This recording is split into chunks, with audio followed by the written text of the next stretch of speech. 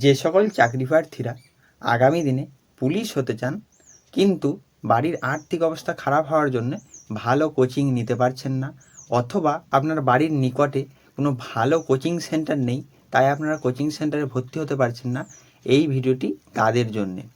এখন আর আপনাদের চিন্তার কোনো কারণ নেই, আপনাদেরকে সরাসরি কোচিং দেবে পশ্চিমবঙ্গ রাজ্য সরকার। West Bengal minorities development and finance কর্পোরেশনের তরফ থেকে মাননীয় মুখ্যমন্ত্রী মমতা বন্দ্যোপাধ্যায়ের অনুপ্রেরণায় দিতে চলেছে আপনাদেরকে পুলিশ হওয়ার জন্য যে যোগ্যতামান পরীক্ষায় আপনাকে উত্তীর্ণ হতে হয়, সেই যোগ্যতামান পরীক্ষার জন্য কোচিং, এবং এই কোচিংটি দেওয়া হবে সম্পূর্ণ বিনামূল্যে। তাই এই কোচিংটি পেতে হলে আপনাদেরকে কি করতে হবে এবং কারা কারা আবেদন করতে পারবে, কি বয়স সীমা লাগবে, কবে থেকে আবেদন করা যাবে, লাস্ট ডেট কবে এবং কিভাবে আবেদন করবেন, স্টেপ বাই স্টেপ আমি এই ভিডিওর মধ্যে দিয়ে আপনাদেরকে দেখিয়ে দেবো। তাই সমস্ত কিছু জানতে হলে ভিডিওটিকে শুরু থেকে শেষ পর্যন্ত দেখতে হবে, ভিডিওটিকে একটি লাইক করতে হবে, আপনি কোন জেলা থেকে ভিডিওটি দেখছেন তা কমেন্ট করে জানাতে হবে, এবং চ্যানেলটিকে সাবস্ক্রাইব করে অল বাটনটিকে অন করে রাখতে হবে, যাতে করে সকল প্রকার লেটেস্ট আপডেট সবার প্রথমে আপনার কাছে পৌঁছে যায়। তো চলুন শুরু করি। আগে আমরা বিস্তারিত জেনে নিই, চলুন। আপনারা স্ক্রিনের ওপর দেখতেই পাচ্ছেন একটি নোটিফিকেশান। তো চলুন আমরা বিস্তারিত জেনে নিই। এখানে লেখাই রয়েছে, মাননীয়া মুখ্যমন্ত্রী মমতা বন্দ্যোপাধ্যায়ের অনুপ্রেরণায় পশ্চিমবঙ্গ সংখ্যালঘু উন্নয়ন ও বিত্ত নিগম সংখ্যালঘু যুবক ও যুবতীদের পুলিশ কনস্টেবল পরীক্ষার পাক নিয়োগ প্রশিক্ষণের জন্য আবেদনের আহ্বান করছে। চলতি বছরে কলকাতা পুলিশ এবং পশ্চিমবঙ্গ পুলিশ কনস্টেবল পদে আবেদনকারীরা প্রাধান্য পাবেন।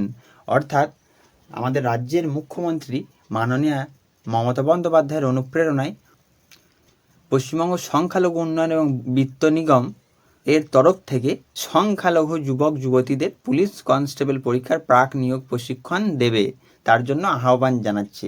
এবার আমরা জেনে নেব সংখ্যালঘু কারা, অর্থাৎ কারা কারা এই পরীক্ষায় আবেদন করতে পারবে। সেটি বৌদ্ধ, খ্রিস্টান, জৈন, মুসলিম, পার্সি এবং শিখ ধর্মাবলম্বী মানুষদেরকে সংখ্যালঘু হিসাবে গণ্য করা হয়। অর্থাৎ এই সকল ধর্মের ছাত্রছাত্রীরাই এই প্রশিক্ষণের জন্য যোগ্য। এরপর চলুন আমরা জেনে নিই কী যোগ্যতা লাগবে। যোগ্যতা মান এখানে দেখুন লেখাই রয়েছে, বয়স 18 থেকে 30-এর মধ্যে হতে হবে। শিক্ষাগত যোগ্যতা হচ্ছে মাধ্যমিক অথবা তার সমতুল্য পরীক্ষায় পাস হতে হবে। উচ্চতা কি লাগবে? পুরুষদের ক্ষেত্রে 167 সেন্টিমিটার উচ্চতা লাগবে এবং মহিলাদের ক্ষেত্রে 160 সেন্টিমিটার উচ্চতা লাগবে। গোর্খা অথবা গাডোয়ালিদের জন্য পুরুষদের ক্ষেত্রে 160 সেন্টিমিটার এবং মহিলাদের জন্য 152 সেন্টিমিটার উচ্চতা লাগবে। এছাড়াও বাকি তথ্যগুলো জেনে নিই। বলছে প্রয়োজনীয় তথ্যাবলী, আবেদনকারীকে পশ্চিমবঙ্গের স্থায়ী বাসিন্দা হতে হবে। কোচিংয়ের সময়কাল হচ্ছে 3 মাস, সপ্তাহে 2 অথবা 3 দিন ক্লাস হবে। অর্থাৎ আপনারা ফ্রিতে কোচিংটি পাবেন 3 মাস, যেটা সপ্তাহে 2 অথবা 3 দিন করে ক্লাস হবে আপনার নিকটবর্তী কোচিং সেন্টারে। এটা কিন্তু অফলাইন মেথডে হবে, অনলাইন নয়। এটা অফলাইন মেথডে হবে আপনার নিকটবর্তী যে শহরে বা যে জায়গায় কোচিং সেন্টারটি রয়েছে সেখানে গিয়ে আপনাকে কোচিংটি নিতে হবে। প্রশিক্ষণের খরচ বহন করবে পশ্চিমবঙ্গ সরকার। এই সমস্ত খরচাটাই পশ্চিমবঙ্গ সরকার বহন করবে, অর্থাৎ এটি সম্পূর্ণ বিনামূল্যে।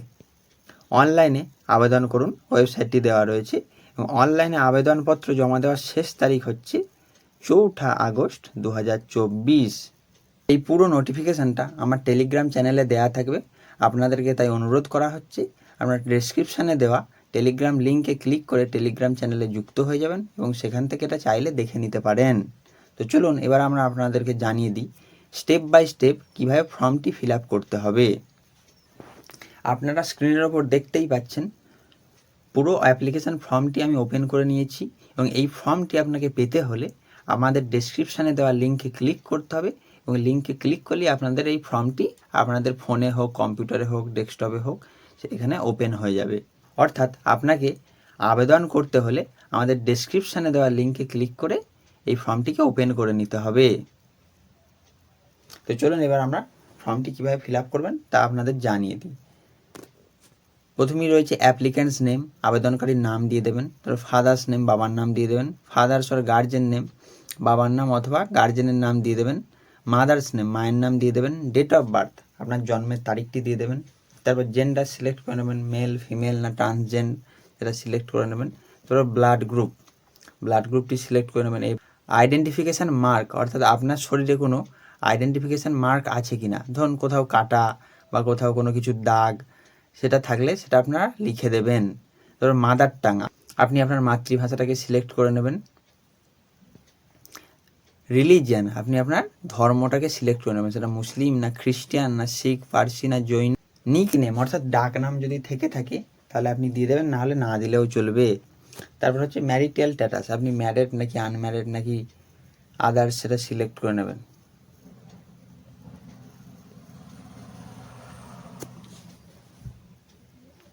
তারপর হচ্ছে অ্যানুয়াল ফ্যামিলি ইনকাম, আপনি আপনার অ্যানুয়াল ফ্যামিলি ইনকামটি দিয়ে দেবেন। তারপর এপিক নাম্বার, অর্থাৎ আপনার ভোটার কার্ডের নম্বরটি আপনি দিয়ে দেবেন। তারপর আধার নম্বরটি তার নিচে দিয়ে দেবেন। তারপর হচ্ছে please select a centre of coaching, আপনাকে আপনার কোচিং সেন্টারটিকে সিলেক্ট করতে হবে যে আপনার নিকটবর্তী কোচিং সেন্টারটা আপনি কোনটা নিতে চাইছেন। তো প্রথমে আপনাকে ডিস্ট্রিক্টটা চুজ করে নিতে হবে, আপনি আপনার ডিস্ট্রিক্টটাকে চুজ করে নেবেন। তারপর select a centre of coaching, এই অপশানেতে ক্লিক করবেন।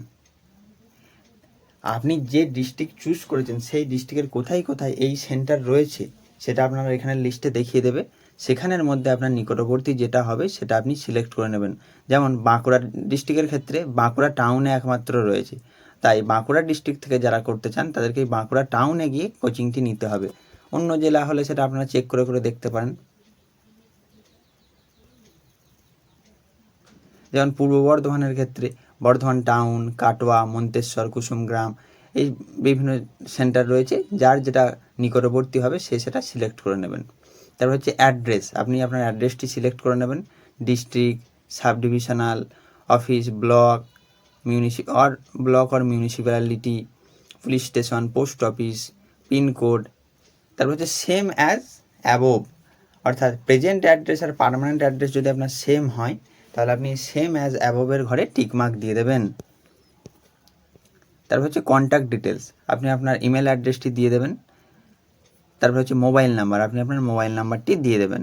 যে যে লেখাগুলির পাশে লাল রঙের মার্ক করা আছে সেইগুলোকে দিতেই হবে, আর যে যে লেখাগুলোর পাশে লাল রঙের মার্কটি করা নেই সেগুলোকে না দিলেও চলবে।